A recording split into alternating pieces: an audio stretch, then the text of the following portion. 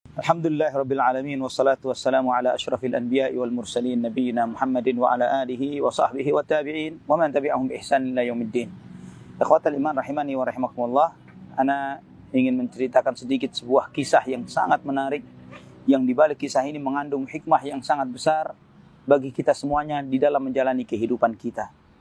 Dalam sekali waktu peristiwa ini terjadi antara Abdullah ibn Zubair radhiyallahu an dengan Muawiyah ibn Abi Sufyan radhiyallahu an. Abdullah ibn Zubair dan Muawiyah kebetulan memiliki kebun yang berdampingan, yang berdempetan. Yang kebun itu berada di kota Madinah. Dan peristiwa ini terjadi ketika Muawiyah radhiyallahu an beliau menjadi khalifah dan beliau berdomisili di Damaskus, di Suriah. Sekali waktu sebagian dari karyawan dan pekerja-pekerja dari Muawiyah bin Abi Sufyan masuk ke kebun dan ladangnya Abdullah bin Zubair. Dan ini membuat marah, ya, karena bukan sekali, berkali-kali, berhari-hari, maka marahlah Ibnu Zubair radhiyallahu an dan kemudian menulis sebuah surat dan berkata, ya, karena memang terjadi masalah, maka surat itu ditulis dengan sangat pedas oleh Abdullah bin Zubair dengan mengatakan, ya, min Abdullah bin Zubair ila Muawiyah, dari Abdullah bin Zubair kepada Muawiyah ibnu Hindin akilatul akbad, wahai putra Hindun, si pemakan hati manusia, sesungguhnya karyawan-karyawanmu dan orang-orangmu masuk ke dalam ladangku, suruh mereka untuk keluar dari ladangku itu, atau demi Allah yang tidak ada Tuhan selain Dia, akan terjadi permusuhan antara saya dan Anda. Setelah surat ini sampai kepada Muawiyah, dan beliau adalah orang yang sangat lemah lembut, sangat sabar, sangat tabah terhadap godaan-godaan dari rakyatnya. Maka dia memanggil putranya Yazid dan bertanya, bagaimana pendapatmu dengan Ibnu Zubair, Abdullah Ibnu Zubair yang telah menulis surat yang berisi ancaman kepadaku ini. Maka biasa seorang anak yang tidak rela bapaknya dibegitukan, dia mengatakan, wahai ayahku, kirim pasukan yang sangat kuat, yang awalnya di negeri kita ini, akhirnya di depan Abdullah bin Zubair, dan bawa kepalanya supaya ke Damaskus, dipenggal kepalanya. Maka dijawab oleh Muawiyah bin Abi Sufyan radhiyallahu an, bal khairun min dzalika zakatan wa aqraba rahma. Namun yang aku ingin lakukan adalah dengan cara yang lebih baik, dengan sikap yang lebih santun dan kasih sayang. Maka kemudian dia menulis sebuah surat kepada Abdullah bin Zubair, yang berisi di dalam surat itu, min Muawiyah ibn Abi Sufyan ila Abdullah ibn Zubair, dari Muawiyah ibn Abi Sufyan kepada Abdullah ibn Zubair ibn Asma dzatin nitaqain, wahai putri dari Asma dzatun nitaqain. Dzatun nitaqain adalah gelar pujian untuk ibunya Abdullah ibn Zubair. Beliau digelari dengan dzatun nitaqain, wanita yang memiliki dua ikat tali, karena Asma binti Abi Bakar radhiyallahu anha, beliaulah yang menyediakan bekal untuk hijrahnya Rasulullah SAW dan ayah beliau Abu Bakar As-Siddiq radhiyallahu an. Kemudian karena bekal itu berupa dua buah kantung yang tidak ada ikatannya, maka dia menyobek sebagian dari pakaian celemek yang untuk bekerja di dapur. Dia sobek dua bagian, dia ikatkan untuk bekal Rasulullah SAW dan bekal Abu Bakar As-Siddiq radhiyallahu anhu. Maka sejak saat itulah Asma binti Abi Bakar radhiyallahu anha dikenal dengan sebutan Dzatun Nitaqain, wahai seorang wanita yang memiliki dua ikat tali untuk bekal Rasulullah SAW dan Abu Bakar. Dan ini panggilan pujian. Kemudian Muawiyah berkata dalam suratnya, fa wallahi law kanatid dunya baini wa bainaka la sallamtuha ilaika. Demi Allah, wahai Abdullah ibn Zubair, andai kata masalahku dan masalahmu adalah urusan dunia, dan dunia ini yang menjadi masalahnya, dunia ini aku serahkan semuanya untukmu.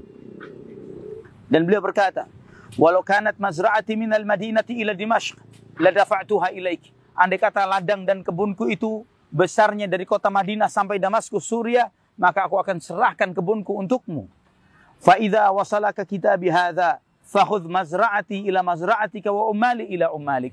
Maka jika sampai suratku ini kepadamu, maka ini sebagai pemberitaan, ladangku yang ada di sana, termasuk semua karyawan yang aku miliki di sana, semua adalah milikmu. Fa innal jannata arduhas samawati wal ard. Karena surga itu lebarnya selebar langit dan bumi. Setelah membaca surat ini, Ibnu Zubair menangis sampai basah janggutnya. Kemudian dia datang ke Damaskus menemui Muawiyah bin Abu Sufyan dan mencium kepalanya. Dan kemudian berkata, la a'damakallahu hilma ahlamaka ahallaka fi Quraisyin hadzal mahal. Semoga Allah Subhanahu wa taala senantiasa melebihkan kesabaran dan ketabahan wahai Muawiyah. Inilah yang menyebabkan dirimu berada di posisi ini sebagai orang yang terhormat dari suku Quraisy dan juga sebagai khalifah dari khalifah kaum muslimin. Ikhwatal iman rahimani wa rahimakumullah. Di sini kita menyadari bahwa kita setiap saat dan setiap waktu kita bisa menguasai hati manusia dengan sikap lemah lembut kita, dengan cinta kita yang kita tunjukkan kepada orang lain. Maka ingatlah selalu, barang siapa yang mencari teman tanpa cacat dan aib, dia akan hidup sendirian.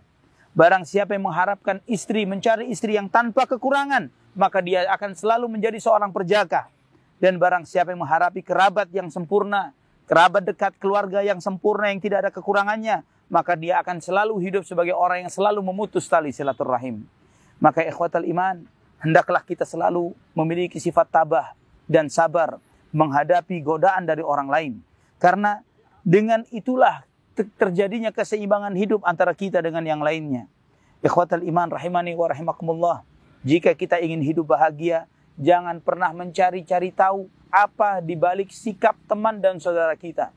Jangan ingin tahu kenapa dia murah senyum, kenapa dia berbuat baik, apa di balik senyum dan berbuat baiknya, ada maksud apa di balik itu. Jika kita sibuk seperti ini, maka kita akan menyesal. Sebagaimana menyesalnya orang yang berusaha mencari tahu apa di balik kuningan. Ya, ketika mereka berusaha membongkar, mencari tahu apa di balik kuningan, ternyata setelah dibakar, ternyata yang dia dapatkan hanyalah sebuah arang. Ikhwatal iman rahimani wa rahimakumullah. Cukuplah apa yang kita temui, yang kita hadapi dari sikap teman dan saudara kita. Itu cara kita bersikap baik dengan mereka. Adapun apa yang tersembunyi di balik dada mereka, di hati mereka, antara mereka dengan Allah Subhanahu wa taala. Sebagaimana nasihat Umar Ibn Khattab radhiyallahu an. Beliau berkata, "Lau ittala'an nasu 'ala ma fi qulubi ba'dihimul ba'dha, lama tasafahu illa bisuyuf." Andai kata setiap masing-masing kita tahu apa yang tersembunyi di dalam hati kita masing-masing, maka kita tidak akan berjabat tangan kecuali dengan pedang. Ini sebuah nasihat yang sangat berharga, yang jika kita melihat teman, saudara, pasangan, siapapun dia, bersikap baik, sikapilah kebaikan itu dengan kebaikan. Jangan pernah kita berusaha untuk mencari tahu apa rahasia di balik itu. Ada maksud apa ini dan itu dan lain sebagainya. Itulah yang merusak persaudaraan, pertemanan dan persahabatan. Semoga sedikit nasihat ini bermanfaat untuk diri saya dan untuk kita semuanya. Wallahu ta'ala a'la wa a'lam bishawab.